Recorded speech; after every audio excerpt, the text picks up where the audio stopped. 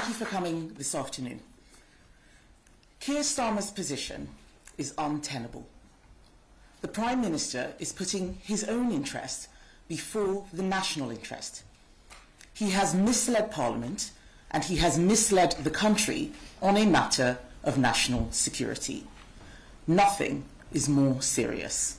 He is not fit to govern. For months, he has been telling the country a complete untruth, that Peter Mandelson's appointment as our ambassador was down to a failure of vetting. We now know something very simple. It wasn't the vetting process that failed. Mandelson failed the vetting. And despite that, despite it being known that his appointment would pose a risk to national security, somehow he was appointed anyway. Someone pushed that appointment through.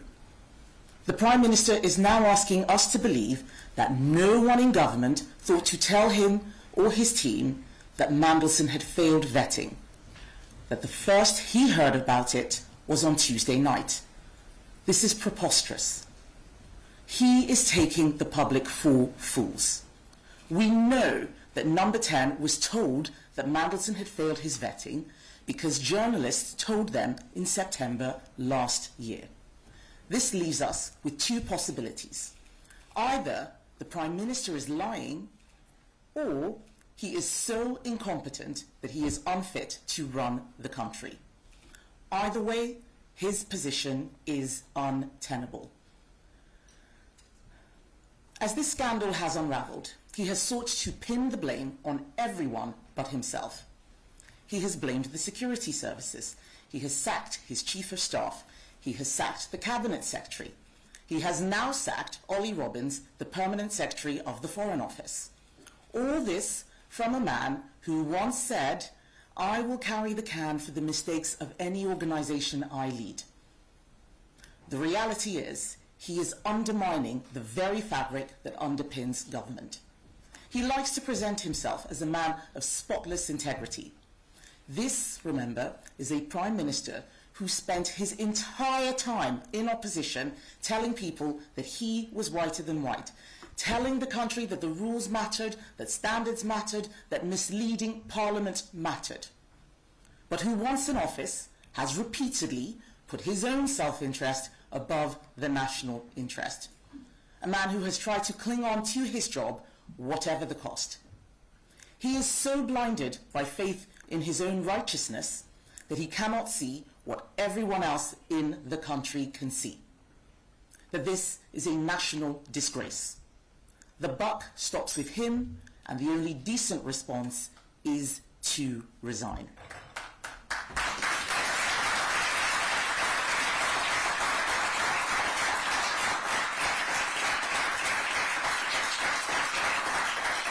Can you imagine what he would think about this national security breach if this was anyone else? Do we really think that Keir Starmer would say, "Oh, all right then, that's fair enough"? Or do we think he would say, "It is your job to know whether or not Peter Mandelson failed his vetting. It is your job not to appoint people who pose a risk to this country to the highest roles in our diplomatic service"? He would say it is your job not to repeatedly mislead Parliament. It is my job as leader of the opposition to hold the Prime Minister to account. He cannot deny that he has recklessly misled the House. He cannot deny that this is his unforgivable failure. How could the former chief prosecutor not have asked basic questions about what went wrong in this appointment? He cannot hide behind the line, "Don't blame me, I'm just the Prime Minister." He said it himself. If you mislead Parliament, you must resign. Those were his standards in opposition. They must be his standards now.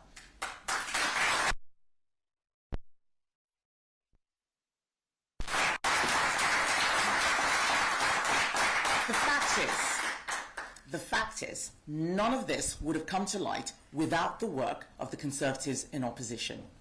While Nigel Farage was calling Peter Mandelson a good choice as ambassador, Conservative MPs like Ian Duncan Smith were raising concerns. I asked the Prime Minister about Mandelson's vetting all the way back at PMQs in September. It was the Conservatives who stopped the government from brushing this under the carpet with urgent question after urgent question in Parliament. It was the Conservatives who had to drag the government through a humble address to His Majesty to get the Mandelson files to be released. It's even being reported this week that the government was considering hiding the fact that Mandelson failed the vetting from the release of the files. Every time they have come up with a new excuse, it has left us with more questions than answers. The stench of cover-up is now overwhelming.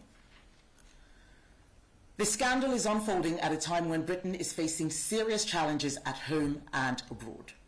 The Prime Minister has just lost the head of the Foreign Office at a time of crisis in the Middle East. Britain has been exposed as militarily unprepared, and we have former Labour defence ministers pleading with the government to act on our national security. And yet we have a government distracted by its own scandal. A Prime Minister who thinks that sitting on the fence is military strategy, whose every decision makes the people of this country poorer. The drip, drip, drip of revelations is doing real damage. It damages trust in government, it damages trust in our institutions, and it damages Britain's standing abroad. Because our allies are not fools either. They can see a Prime Minister more interested in saving himself than serving the country, and people at home can see it too. Keir Starmer is now so discredited in the eyes of the nation that he cannot hope to lead Britain through any of this. The excuse that we need this man because it is a time of crisis doesn't wash. If he has lied to us about this, what else has he lied about? If he has been incompetent about managing a simple appointment, what else has he been incompetent about? If he hasn't asked questions about this, what else has he not asked questions about? Asking the country to keep this man in place to save face for the Labour Party is the wrong choice. The Prime Minister said this morning that he is furious that he was not told about the failed vetting. Let me tell him who should be furious. The countless people he has thrown under the bus to save his own skin.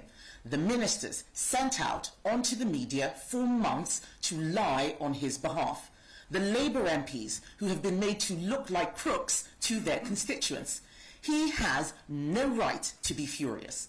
It is Parliament and the country who should be furious with him.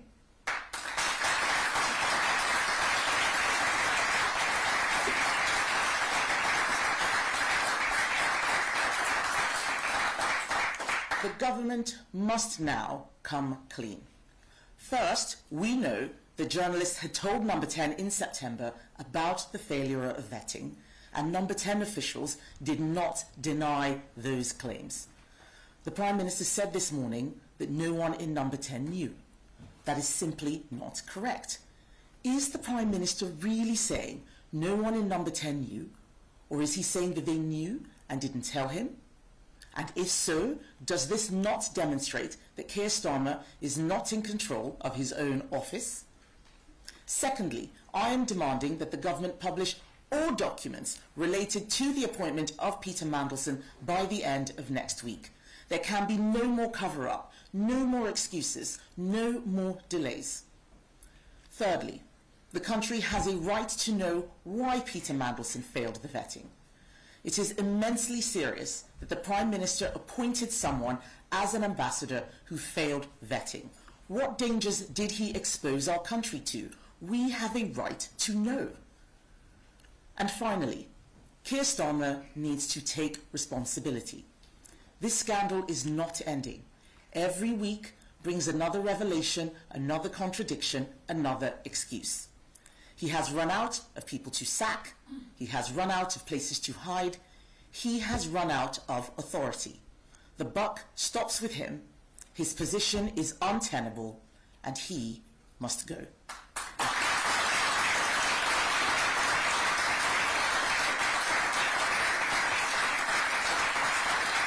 Thank you. I now have questions from the media. The first is Shayab Khan from ITV, please. Shihab Khan from ITV News.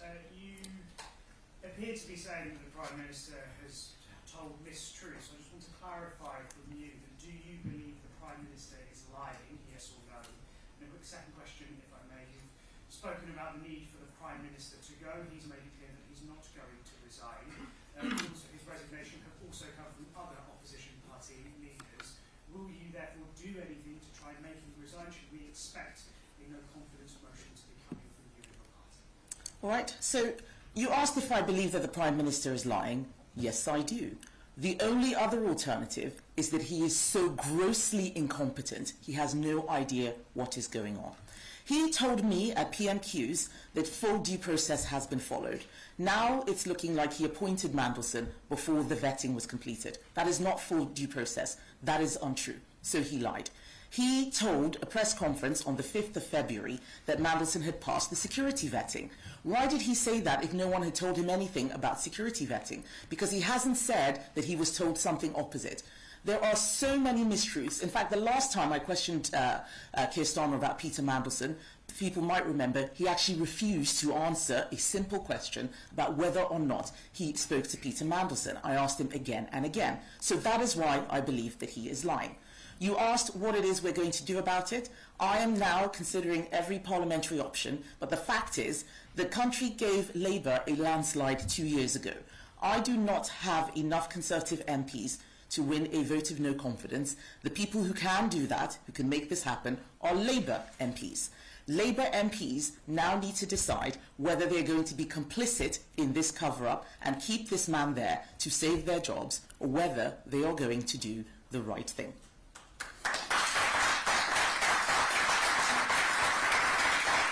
Next question, Andy Bell, Channel 5, please.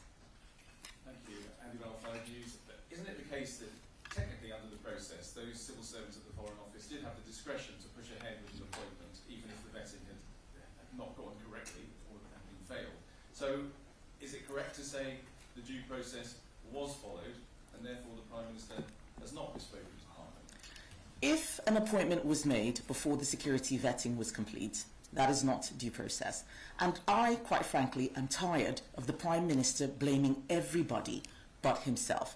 It is inconceivable, preposterous, that civil servants heard the Prime Minister say in Parliament, on TV, that Mandelson passed the vetting, and no one thought to say, actually, Prime Minister, that's not true. That is just not credible. Do we really believe that? This, in fact, in my view, is a smear on civil servants. They cannot speak for themselves. It is unfair for Keir Starmer to keep throwing every single person under the bus, from the Cabinet Secretary, his own Chief of Staff, all the way right down, just to save his own skin. That's wrong. Rob Howard from Sky, please. Thank you, Rob Howard, Sky News. You said it's not an excuse to say we can't change the Prime Minister at a time of crisis, but lots of people out there are very, very worried about what the Iran war will mean for their household finances, for the cost of living. Are you genuinely saying that you think what they want right now is a Labour leadership contest and another Prime Minister? Is that really what people sitting at home thinking, yes, we want that? What people at home want is someone in charge of our country who is not dishonest and who knows what he is doing. This scandal is showing that that man is not Keir Starmer. Leaders have changed during crises before. What people at home will be worried about is what is going on if this man is in charge. How can we trust a man who has not been honest about so many things to manage a war or to manage a crisis? In fact, I think it is the opposite, that what he has shown is that we are in trouble believing that this is the person to get us through the problems that we have right now. Sitting on the fence and claiming to be a great war leader is not how we recognize great leadership in this country. He has not shown the judgment, the decision-making, the personal integrity that I think that office demands. And the public wants somebody who is competent managing their affairs. He has shown that he is incompetent.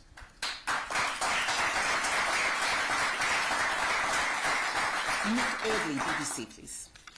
Thank you. Kemi Badenoch, the former senior civil servant, Kemi Martin, has told the BBC.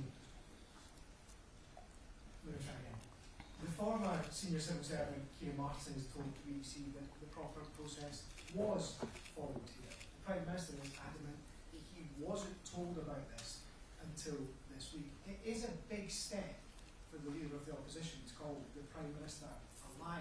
Where's your evidence? Well, I've laid out my evidence multiple times. Starmer's own words in Parliament. Let us hear from Ollie Robbins himself. Let us hear from the officials who went through this. Let us hear from the staff in Number 10. Let them come out and tell us that the Prime Minister has absolutely no idea and no clue what is going on because we don't tell him. Because that is the only other explanation. It is simply not credible. The fact is, Peter Mandelson was appointed very early on, before Ollie Robbins even got into the job. So how is it Ollie Robbins' fault that the due process was not followed? This story stinks, and we should stop looking for excuses to save Keir Starmer's skin. He is clutching at every single straw. The story does not wash, and he is being held to the same standards which he held previous Prime Ministers. I'm not doing anything different from what Keir Starmer himself said when he was leader of the opposition. Chris Hope, GB News, please. Kemi Badenoch, the Ministerial Code says inadvertent errors can be corrected at the first opportunity, and then that's fine. The PM says now, if he knows what he knows now, he would have told MPs, including you, last September, about the failure of vetting Peter Mandelson in the previous January. So surely that should be enough for him next week. And Ollie Robbins, should he be forced to give evidence to the Foreign Affairs Committee next Tuesday? So, I believe that the first opportunity, if we're to take the story that the Prime Minister has told us at face value, that he only heard about this on Tuesday, the first opportunity for him to explain what happened was Wednesday at Prime Minister's questions. He chose not to say anything. So if he didn't take the opportunity to tell the House on Wednesday, if we had to find out from The Guardian, we haven't found this out from ministers coming to confess, why should we believe that he would have taken the opportunity to have told us in September? Every single thing he says just leads to more questions. The story does not wash, and I do think that Ollie Robbins should come to Parliament and explain exactly what's going on. Parliament deserves the truth. The public deserve the truth. This is why we asked for the release of the documents in the humble address. I do not believe that all of the documents relating to Peter Mandelson's appointment have been released. Let's get those documents out now. Next, Martin Brown, The Express, please. Thank you. The last time Keir Starmer got into hot water over this, his cabinet trudged out one by one to come out and support him. Today we've just had Darren Jones. Has he lost his cabinet now? Well, I think it is, you raise a very interesting point. I think it is significant that Labour ministers are not rushing out to defend Keir Starmer. He has led them up the garden path many times before and had to U-turn on so many occasions. Many people are beginning to wonder whether they, not just that they have been lied to, but that they have been lying on his behalf. So I'm not surprised that ministers are reticent to come out and defend the Prime Minister. Genevieve Hall-Allen, please. Telegraph. Some have likened the current situation facing the Prime Minister right now to that faced by Boris Johnson and Partygate when he also faced allegations of misleading Parliament. Would you agree that these are two similar situations, and if so, do you think that the Privileges Committee should investigate this? So when it comes to investigations with the Privileges Committee and all other parliamentary procedures which could be taken, the right way to go about doing this is through the Speaker's office and in Parliament. I would not want to be speculating on TV.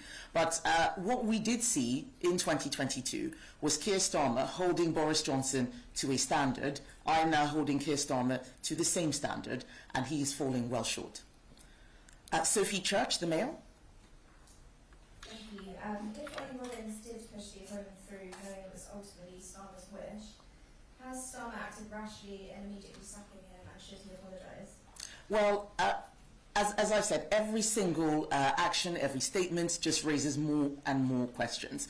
I think the most significant thing from this is that if this was something done by officials, it shows the Prime Minister's incompetence, because it means that a former chief prosecutor did not ask the basic question: did he pass the security vetting? At no point have we heard that he was given false information.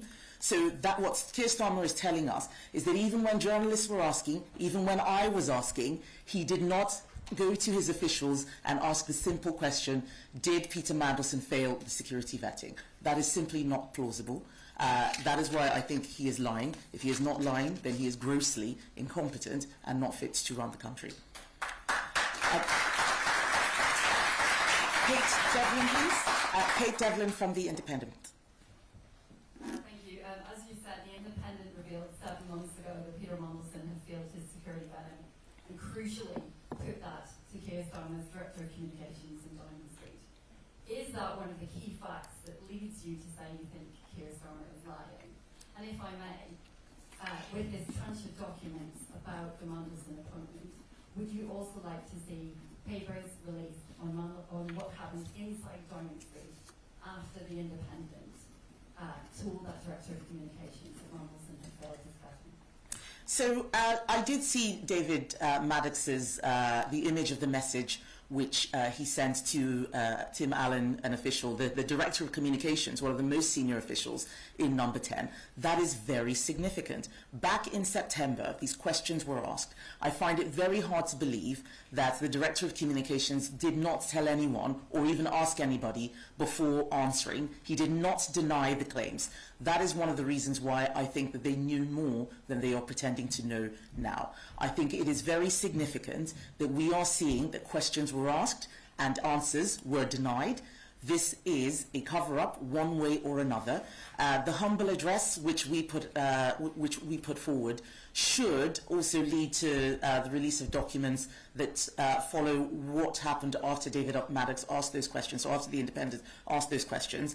I am very concerned now that a lot of documents are not being released because they will show the extent of this cover-up and just how incompetent the operation in Number 10, going right up to the Prime Minister, has been.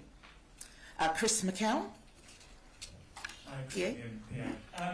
Do you think it was right that Ollie Robbins went as the Permanent Secretary for Foreign Office, and do you think he should receive severance payment? So what we are seeing is that taxpayers are paying a lot of money for Keir Starmer's mistakes. It was Keir Starmer who appointed Ollie Robbins. He was not in the civil service when he became Prime Minister, just as it was Keir Starmer who appointed the Cabinet Secretary Chris Walmart. He is throwing all of these people under a bus to save his own skin. I think it'll be very interesting to see what Ollie Robbins says at the Select Committee. That's why I think that he should go. It is time for the cover-ups to stop, and it is time for the Prime Minister to stop blaming everybody else except himself. Alexandra Topping, The Guardian. You referred to The Guardian reporting that officials discussed withholding vetting documents ahead of this story breaking. Are you concerned that this is going to happen, and what action will you take if you fear that there is a lack of transparency? So I think it would be very serious if we find out that the vetting documents are being withheld. Documents which are particularly sensitive were to go to the ISC, the Intelligence and Security Committee. That is a committee with the highest level of security clearance, which should have been able to look at those. What we're hearing now sounds like the ISC has not received all the documents. Perhaps if they have been received, they're being covered up in some kind of way. So they should be sending documents unredacted. Let's see the full story. We will be looking at all of the options. We need to know what's going on before we start planning the next set of actions. But the Conservatives have been looking at this issue, exposing the government's failures time and time again. We are not letting this go because it shows the rot at the heart of Keir Starmer's government. And the final question I have is Ralph Blackburn from the Yorkshire Post, please. Thank you. Ray Blackburn, Yorkshire Post. Right. You said a few months ago that you'd been in conversations with Labour MPs who were potentially thinking about joining a motion of no confidence. Have those continued up to today? And secondly, are you concerned that there could have been other cases where candidates failed their vetting but were still appointed into similar roles? So, yes, previously some Labour MPs had spoken to whips, not to me directly, had spoken to whips explaining how unhappy they were with Keir Starmer's government. I would encourage them to do the same. Now, more people will be upset because it looks like people have been going out and telling lies on behalf of the Prime Minister. I'm not in a position to know whether people have been appointed despite failing vetting, but this case raises serious questions. What we do know is that Keir Starmer wanted Peter Mandelson. He appointed Peter Mandelson. This is his responsibility, sacking everybody else and claiming to have been ignorant because he's just the Prime Minister, he doesn't have access to information and he's not supposed to ask difficult questions, simply doesn't wash. Something is not right about this story. Our Prime Minister is either telling serious lies or he is grossly incompetent. Either way, his position is untenable. Thank you, ladies and gentlemen.